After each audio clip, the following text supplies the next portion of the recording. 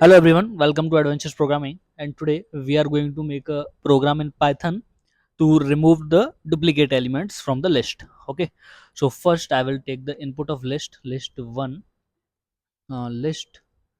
So all the elements in the list should be integers. So I will write here map int comma input enter list here. Okay, and I will split all the elements by a space split.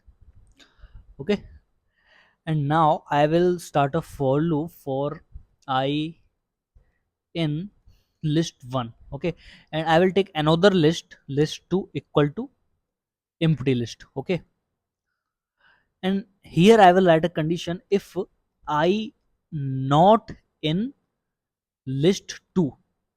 If I is not in list 2, then we will append that element in the list2 dot append I. Okay, and outside the for loop we will print the list 2. Okay, so let's run the code, and I will take the list 2 3 4 3 2 4 3 4 5 6 6 7 7. Okay, so the out list 2 should be 2 3 4 5 6 7 only.